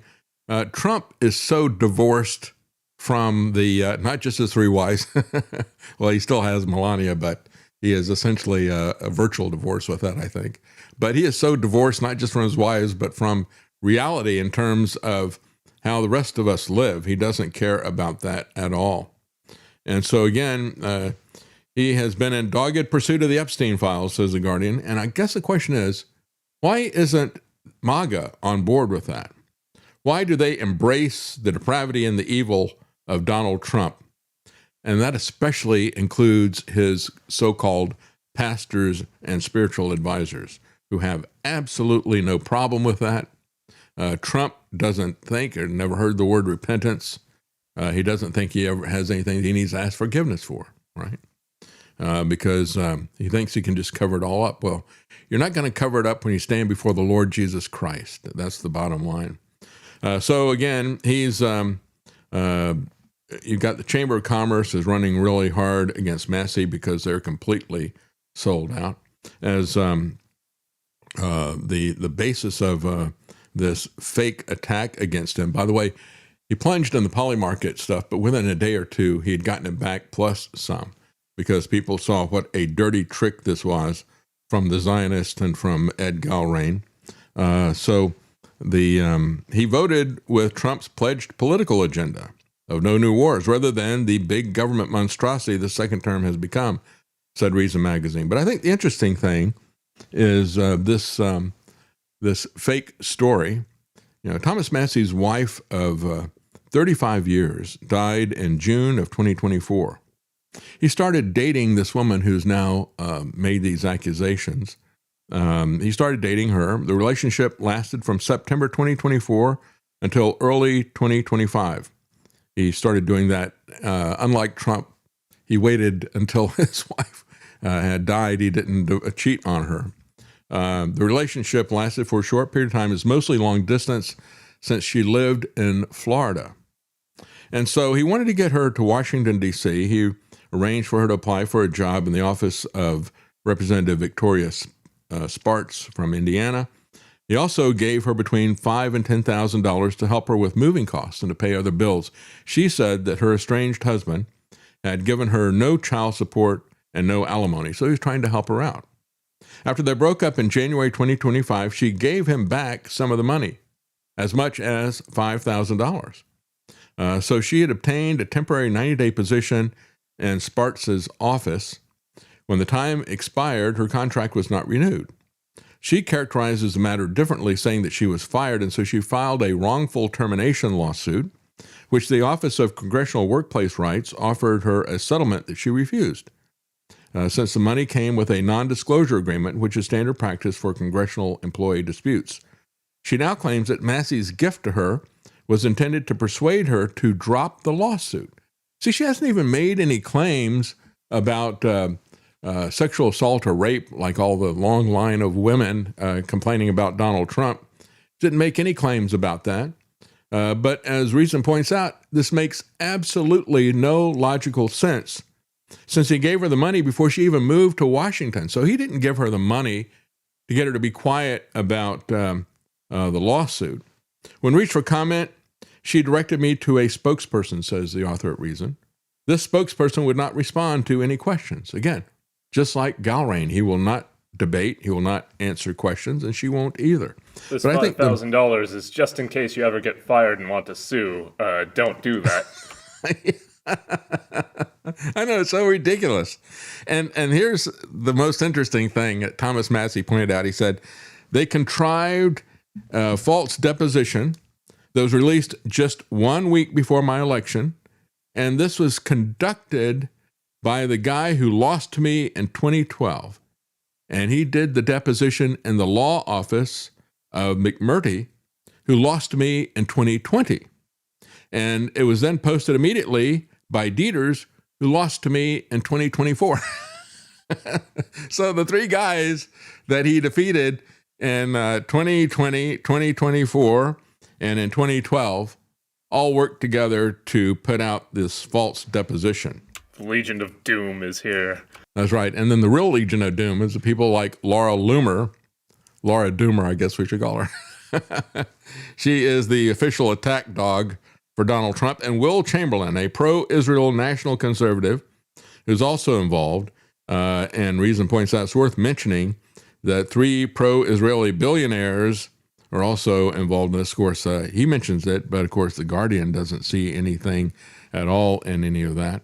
Well, when you look at Pete Hegseth, the Babylon BB, which is taken over from the Babylon B, and is actually funny. They showed Pete Hegseth. They had a clip of Pete Hegseth parachuting into an event because they said, well, as soon as Ed Gilrain started talking about reviving the draft, Pete Hegseth parachutes in to support him. And Hegseth is going to be there today to speak in favor of Ed Gilrain and against Thomas Massie, because Thomas Massie is against the criminal, illegal, unconstitutional, immoral wars of War Pete. And if you want to know just how bad these things are, as a matter of fact, a French senator laid it out for us. After assembling the most powerful army in the world, failing to win a war against a middle power, causing oil and gas prices to skyrocket, and delivering incoherent speeches, the golfer from Mar-a-Lago shamelessly admits to being stunned by the Iranian response, which was entirely predictable, and now calls for help from his allies whom he was insulting just yesterday. And they reply to him, "You didn't consult anyone, you have no plan, and we have no reason to follow you blindly into the fog." Trump, the only elephant in the world who walks around with his own china shop, now has no choice but between 2 equally bad options: to withdraw shamefully, pretending, without convincing anyone, that he has achieved his objectives, or to trigger an escalation with results that have been known in advance since Vietnam, Iraq, or Afghanistan. A quagmire, and in the end, a disgraceful departure, leaving the field open at the time to the communists, to Daesh, or to the Taliban. Well, that's a pretty accurate summary. I liked what he said. The only elephant to carry around his own china shop with him. Trump doubles down after dismissing affordability concerns amid the Iran war. Again, he said last week, "I don't think about Americans' financial situations. I don't think about anybody except one thing, and that is, what does Bibi want?" And of course, he wants things. He's always got his nuclear fantasies that are out there. Well, we know what Ed Galrain wants. He wants war for Israel. I went recently to one of the radio interviews I'm fond of doing to talk to the American people about what's going on, things that would be important to them. But he doesn't want to debate, with 13 pages of the unclassified. If I brought the classified attack, it'd be 1,013 pages. I can't talk about it. They're one of the horsemen. I'd have to kill you. Well, you know, the guy that you're following could unclassify it. Americans should know this stuff. But of course, he also wants a draft for all of us. In 1973, we moved away from conscription selective service and went to the all-volunteer force. Right. And so that's been the most challenging few years since that transition, and that is a significant issue for national security. And now back to the question about, well, you know, selective service and, you know, the attitudes about it. I would offer there is a cultural issue, and it does appear we have a corrosion of our culture and the commitment to what our nation stands for. If you figure, we got to start selective service, we got to get them through all the in-processing, boot camp, trainings, you're talking months downstream. That's what our nation stands Do we for, really is the have draft. that time anymore? No. Is that a deeply flawed concept? Yeah. And so what would really happen if we had to go from what I call a cold start of a pending, you know, world war? How fast, and what would really happen if we had to re-implement selective service, i.e. the draft, train, equip, and prepare to deploy those forces? I'm not sure we have that kind of time anymore. Right. Because of speed and lethality. We want to stay in deterrence. I'm not so sure that we're on as high ground in deterrence You're on as aggression. we could be with, you know, sort of the way things are unfolding relative to our ability to field combat power. Yeah. And so the selective service, the draft. Folks, he's nothing but a mercenary, a hired killer. I don't care if he is Navy SEAL. He'll kill whoever they tell him to kill. He will lie whatever they tell him to say. And if you don't know how a draft is going to work out, you might want to take a look at Ukraine. Here's a country that's been invaded, but they distrust their leadership so much they refuse to fight for it. And this is what it looks like in Ukraine. You got these press gangs, literal press gangs, grabbing people on the street, and the number of these gangs, these press gangs, has gone up by 40%. They're attacking people on the street, dragging them into cars, sometimes driving off with the doors open and the guy's feet kicking out the side. You just had a massive car accident that was caused by one guy trying to escape from him. And nothing is beyond these crooks that are literally kidnapping people. If you have a just cause, and if you make the cause known to people and you declare the reasons and the purposes for the war, you don't have to do this. They didn't have to send masked men to kidnap people to fight in World War II. So why are they doing that here? Again, this is a country that's been attacked, but look at the way they're grabbing these people. Here's one guy, they're trying to get him. And watch what he does with his car. He gets in his car, he slams in the car behind him, slams the car in front of him, he slams in the car behind him again, is trying to move, get out of the way, then he drives off. And now he gets a cop car chasing him with that, right? But folks, he's in a fight for his life. As a matter of fact, one of these videos, this guy coming after him, he says, "You're going to be slaughtered soon." They're just looking for cannon fodder to feed to the autonomous drones that are out there. And that's exactly what Ed Galrain is looking for. Ed, if you want people to fight in your wars, you better make a case for why we should be fighting the war. Go ahead, Lance. Yeah, and he's saying we need to get back to the principles that America stands for, like the draft that we had in Vietnam back when, you know, America was great and we just went to war with Vietnam for no reason. As a matter of fact, Colonel McGregor has made the case that, you know, if you have people who are going to have skin in the game because they get drafted, they're going to push to make sure that this is a war that is justified, or they're going to push, as people did during Vietnam, to stop an unjustified war. In a recent interview, a Ukrainian MP recounted the case of a father of 5 who, because he was a father of 5, was exempt from military service. He said he was literally murdered, quote unquote, inside a draft center before the incident was allegedly covered up. According to the lawmaker, the case was far from unique. In other words, they're doing this all the time. They're kidnapping people. These are press gangs. This is what an empire like the British Empire did in terms of capturing people and pressing them into service. This is a hallmark of tyranny. It's what this country was founded to fight against. And it was people like Ed Galrain that the founders of this country did fight against. Well, so much for his ego politics. I want to talk about his corruption as well when we come back. And we have some comments here. Owen61, thank you for the tip. He says, thank you to me. Well, thank you very much. And I'm Marty. Thank you very much. And he asked, is this a new logo? No, that's not a new logo. That was something that Travis put in. He's gone to Texas, but he will be joining us on the program. He's going to set things up so he can also join in on the program. Lance is running the board today, and Travis put that together as a just a little thing down in the corner. So he wanted to make something that was small. But thank you so much for the support. Marty's been a great supporter. DG8 says, Trump hijacked the Tea Party movement, independent on D.C. Now we are left with a cult of government worshipers. And quite frankly, that was the problem I had with the Tea Party as well. Taxed enough already. Okay, I agree. However, what programs do you want to cut? Silence. No idea, no principles involved with the Tea Party except we're taxed enough already. It reminded me of that black guy in New York City who constantly, I can't remember his name, he constantly runs for mayor, and he says, the rent's too high. Says, well, what do we do about the rent? You know, what is the solution to that? Is it rent control, or is it getting rid of some of the government regulations that drive the price of rent up? Those are the things that need to be talked about. But of course, you don't do debates anymore. There's absolutely no reason to do debates, especially when you can do gerrymandering and you can pick the voters. You don't have to worry about any of that kind of stuff. Well, Jason Barker, Knights of the Storm, good to see you, Jason. He said, how is ivermectin over-the-counter such a debate when they sell Plan B, abortion pills, via the mail so that no doctor has a consultation? Good point, Jason. Also, I saw yesterday a commercial for hormone pills for women that can be sent to your house. That's right. No longer ask your doctor. You just ask your postman. Are these hormone pills really for women, though? Who knows?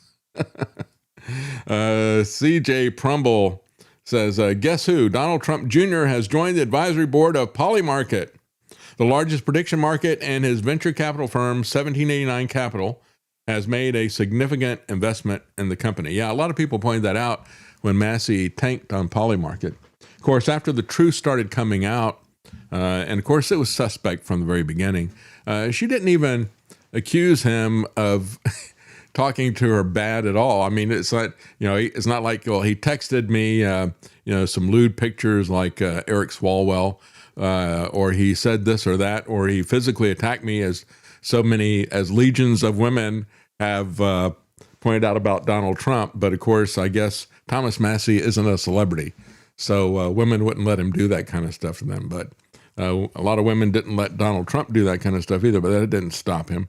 We're going to take a quick break. We'll be right back.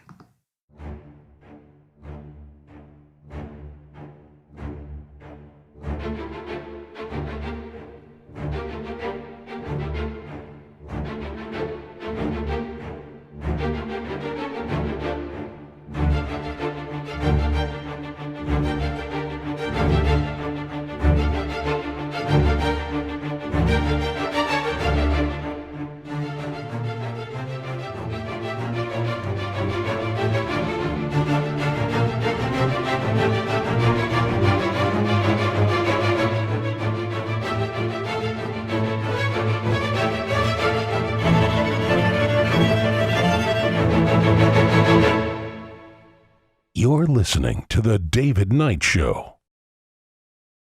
Hear news now at apsradionews.com or get the APS Radio app and never miss another story. Well, welcome back. We're running out of time here. I'm way behind on things.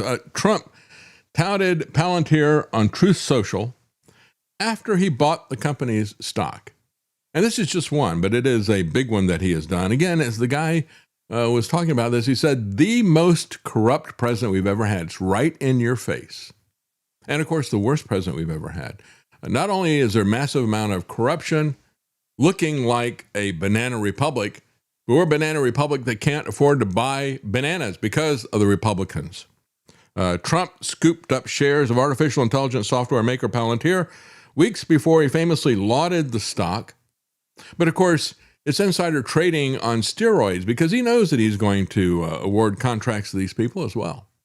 Records show thousands of transactions during the first quarter, totaling hundreds of millions of dollars, with each trade listed as a price range.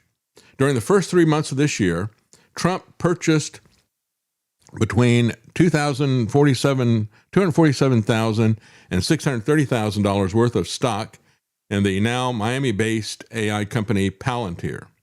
In March alone, he made at least 7 purchases of Palantir, totaling as much as $530,000 in the month of March. But that's nothing compared to the massive grift that he's setting up with this nearly $2 billion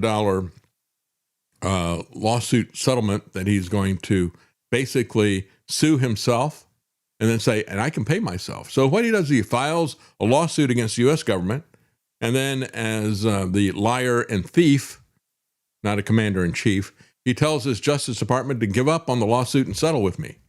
And they do. And so Trump has praised Palantir on Truth Social as the shares suffered the worst week in over a year. But of course, the big thing is the insider trading. He knows that he is setting them up with new contracts. And he's investing in that. Trump and his family, the Trump Organization, don't play a role in the selecting, directing, or approving of specific investments, they said. Well, if you believe that, I've got a bridge in Brooklyn I can talk to you about. So the president's assets are in a trust that is managed by his children. It is not a blind trust, as other presidents have done. It is a very different arrangement. Palantir sponsored Trump's military parade held in June for the Army's 250th anniversary. Other tech companies also reportedly sponsored the event, but Palantir wasn't the president's only big tech trades. In February, he bought between $1 million and $5 million worth of NVIDIA. About a week later, the company expanded its AI deal with Meta Platforms. Again, he's required to file these reports. He's been filing them late and paying the $200 fee. That's it. We had the Stock Act, if you remember that a few years ago. People called that the Pelosi Act because there was a 60 Minutes report exposing all of her massive insider trading. And so she was kind of had her hands tied, and they pushed that thing through and then waited a few months and then eviscerated it. So there's no prohibition, there's no penalty, there's no crime in doing insider trading from people in the executive branch or the legislative branch who they know who the contracts are going to go to. But they can do insider trading, which is absolutely criminal. Remember all the stuff that Martha Stewart went through. She was never convicted of insider trading. They caught her in some kind of a minor perjury trap and sent her to jail for that. Nancy Pelosi and the rest of these people do insider trading all the time, and there's no prohibition against it. And so in these reports, he only puts it somewhere between $1 and $5 million. I'm not going to tell you exactly how much. Records show the president brought upwards of $1 million worth of Amazon, Apple, and Broadcom as well. But the key thing is that he made 3,700 trades in just one quarter. And the amount of trading that Trump is doing on the stock market is going up exponentially. If you look at the graph, it goes like this, straight up. The hockey stick, the virtual hockey stick that Al Gore liked to talk about. More than 3,700 trades in the first quarter, a flurry of trades totaling tens of millions of dollars and involving major companies that have dealings with his administration. That is the corruption that we're seeing here. So again, the Office of Government Ethics, what a joke, the OGE, said the volume of trading, which is more than 40 per day over a 3-month period. I mean, between buying and selling stocks and tweeting on the internet, has he got time to do anything else? Oh, that's right, he doesn't do anything else, does he? It's pretty stupid what is happening in the Trump administration and very corrupt. This is an insane amount of trades, said a guy who's a CEO of a capital management company, Tuttle. It looks, again, that's harkens back to Brazil, right? Is it Tuttle or Buttle? I don't know. Anyway, he said it looks more like something done by a hedge fund with a massive algorithmic trades.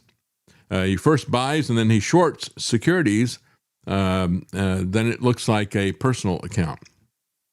In the first quarter, the president bought at least $1 million each in companies like NVIDIA, Oracle, Microsoft, Boeing, Costco.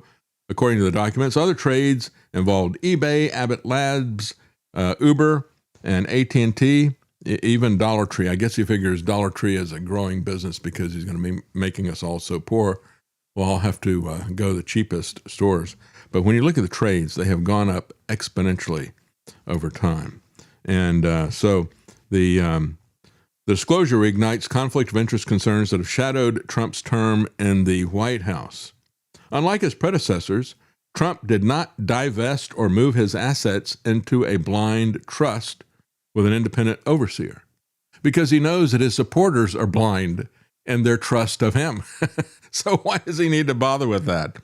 It is managed by his two sons and by people like Jared Kushner, who Kushner is managing billions of dollars in investments for Qatar, Saudi Arabia, and the UAE, while simultaneously serving as a quote-unquote volunteer envoy, somebody who was never elected, somebody who has never faced the scrutiny of the Senate for a cabinet seat or anything, and yet he and Witkoff are doing all this stuff here.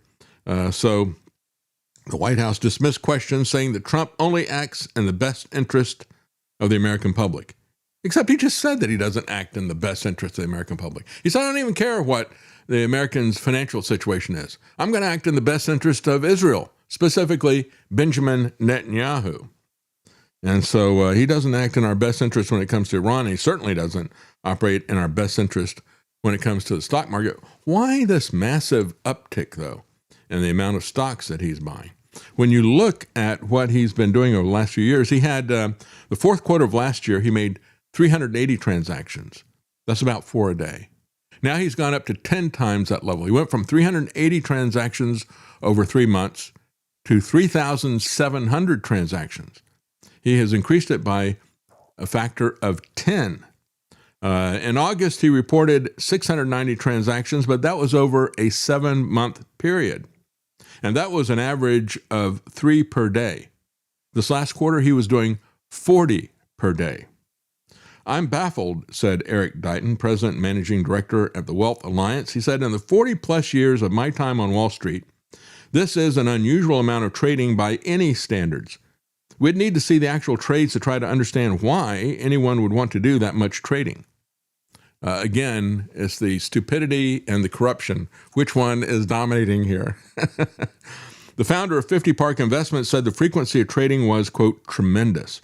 What I really want to know is, at the end of the day, all those trades, was the account positive or negative?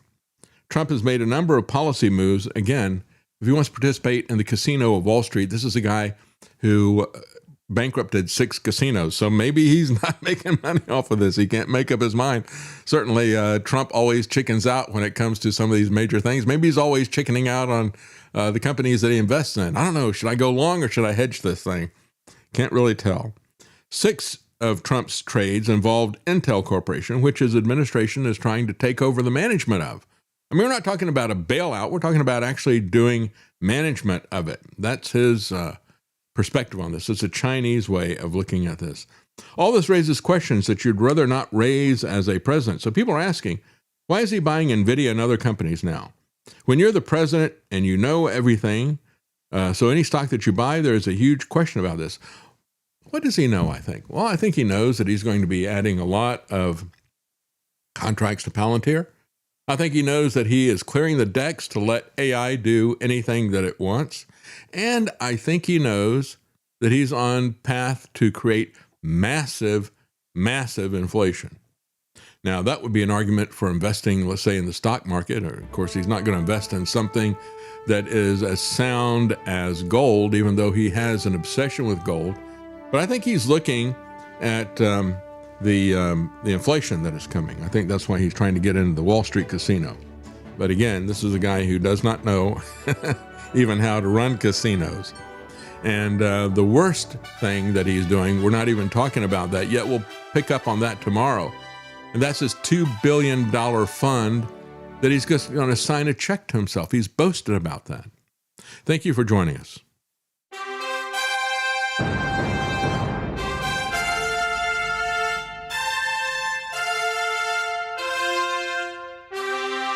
common man. They created Common Core to dumb down our children. They created Common Pass to track and control us. Their Commons Project to make sure the commoners own nothing. And the communist future. They see the common man as simple, unsophisticated, ordinary. But each of us has worth and dignity, created in the image of God. That is what we have in common.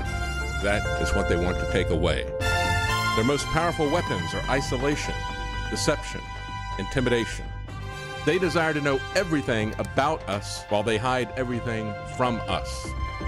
It's time to turn that around and expose what they want to hide. Please share the information and links you'll find at thedavidknightshow.com. Thank you for listening.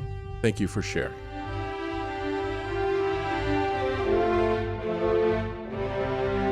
If you can't support us financially, please keep us in your prayers.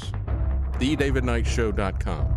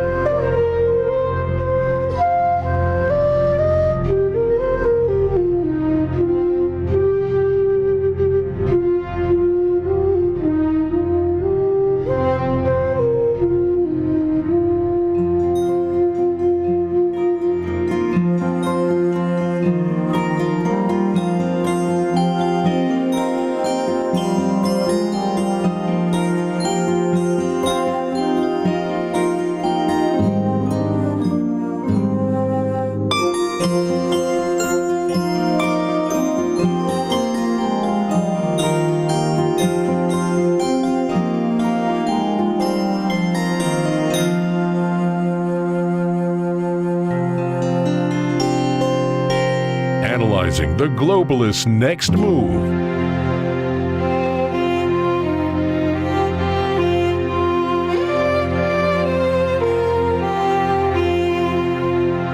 And now, The David Knight Show.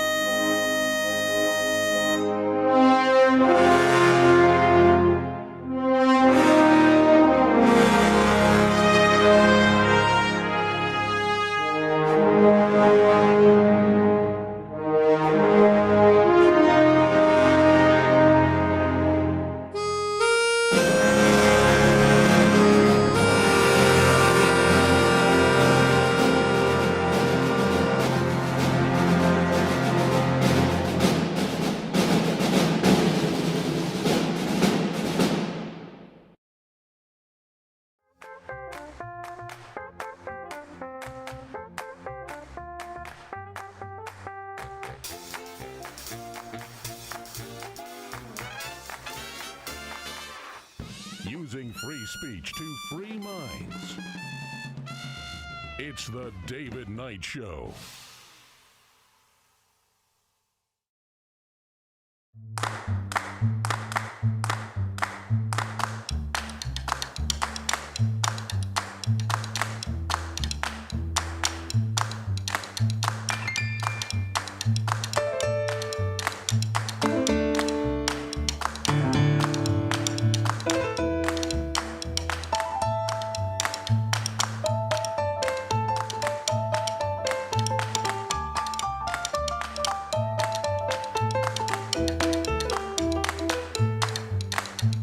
decoding the mainstream propaganda.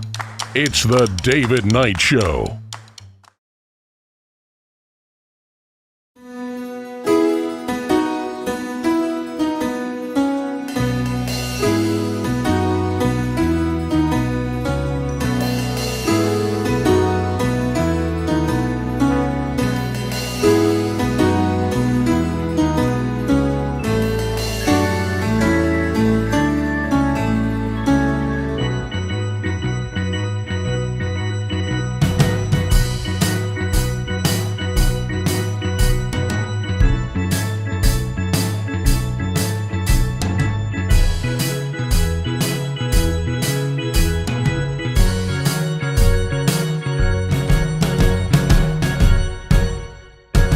You're listening to The David Knight Show.